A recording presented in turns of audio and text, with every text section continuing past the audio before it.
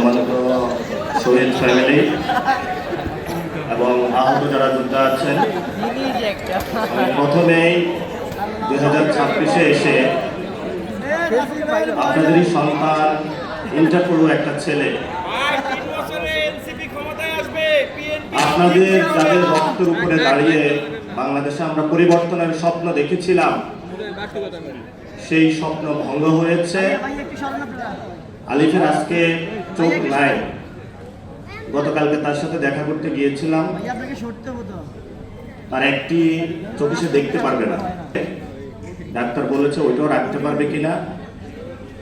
তার মা বাবা খুবই অসুস্থ, ফ্যামিলিতে আরেকটা ভাই আছে। ও বারবার একটা কথা বলে যে আমাদের বাক স্বাধীনতা হরণ করা যাবে না।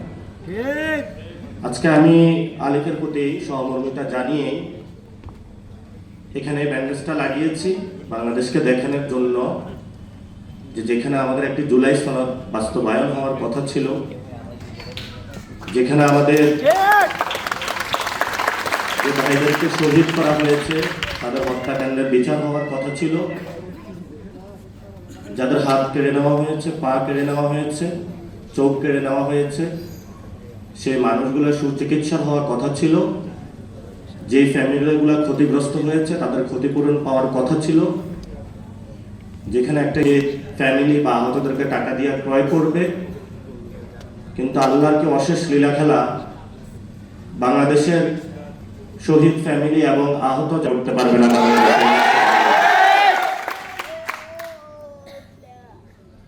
আপনারা জানেন আমাদের 2026-এ এসে যে লড়াইটি, এক নাম্বার হলো বাংলাদেশের 70% মানুষ রায় দিয়েছে যে গণভোটের, সেখানে আমরা দেখেছি যে জুলাই সনদ বাস্তবায়নের পক্ষে, সেটা যিনি প্রধানমন্ত্রী হয়েছেন একটা ভোটে নয়, ফলত একটা ভোট মানবেন, আরেকটা ভোট যদি না মানেন তাহলে আমরা ভবিষ্যতে আপনাকে অবৈধ প্রধানমন্ত্রী বলব।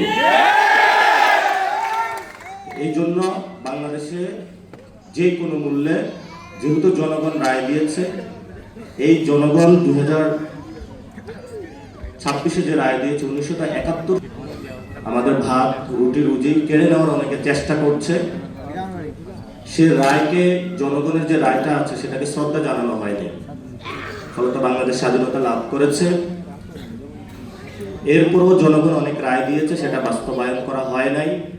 90-এ 3 দল মিলে একটা হারিয়ে দিতে পেরেছিল, এবং সেখানের 90-এর যে আন্দোলনটা হয়েছিল, যদি 3 দলীয় উপর একটা বাস্তবায়ন করা হতো তাহলে শেখ হাসিনা 17 বছর থাকতে পারতো না, এবং আমাদের 1400 ভাইও শহীদ হইতো না, অসংখ্য মানুষের হাত পা চলে যেত না।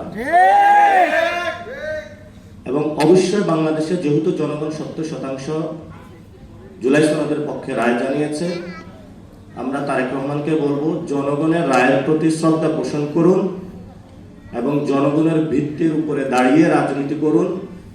যে জায়গায় আপনি বসেছেন এটা আপনার চেয়ার না, এটা বাংলাদেশের শহীদ এবং শহীদ ফ্যামিলি এবং আহতদের চেয়ার। সেই চেয়ার দ্বারা যদি তাদের গণভোটের রায় বাস্তবায়ন না হয় তাহলে যারা শহীদ ফ্যামিলি এবং আহতরা সেই চেয়ার আপনার থেকে কেড়ে নেবে ভবিষ্যতে। 2 নম্বর, বাংলাদেশে সংস্কার বাস্তবায়ন হতে হবে। কেন হতে হবে? এই যে পুলিশের সামনে আলিফের চোখটা তুলে নেওয়া হলো, যদি পুলিশ আজকে সংস্কার হতো, কোনো দলীয় লেজুর ভিত্তি না করতো, তাহলে আজকে আলিফের চোখটা চলে যেত না। যদি জুলাই সনদ বাস্তবায়ন হতো তাহলে এই ধরনের নগ্ন সন্ত্রাসী কার্যক্রম আমরা পথে দেখতাম না। জুলাই সনদ বাস্তবায়ন করবে না এই মর্মে, এবং আমরা সরাসরি বলতে পারি যে বিএনপি জুলাইয়ের বিপক্ষে গিয়েছে। যদি বিপক্ষে না যাইতো তাহলে সংশোধন কমিটি তারা গঠন, যেহেতু তারা সংশোধন কমিটি গঠন করেছে, পার্লামেন্টে আমরা আরো কথা বলবো।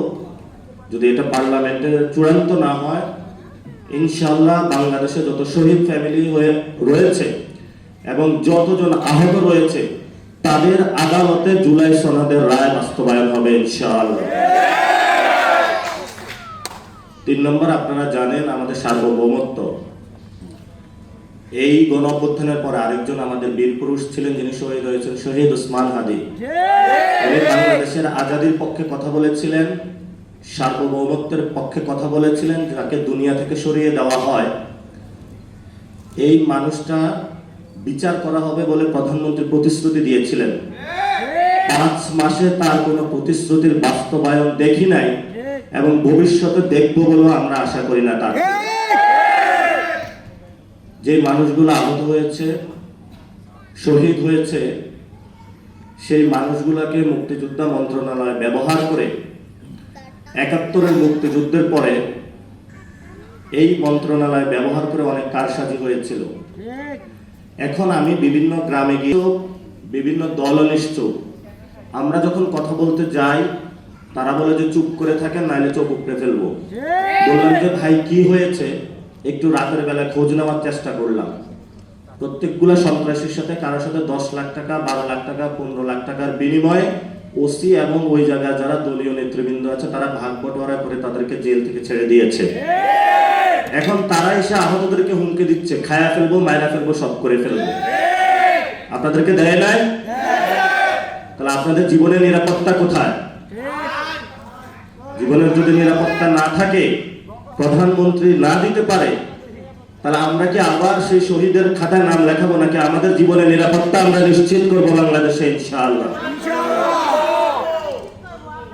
আরেকটি বিষয় হলো, আমি অনেক জায়গায় গিয়েছি, অনেকে এসে কান্নাকাটি করে। প্রশাসনের মধ্যে অনেক খুনি আছেন এখন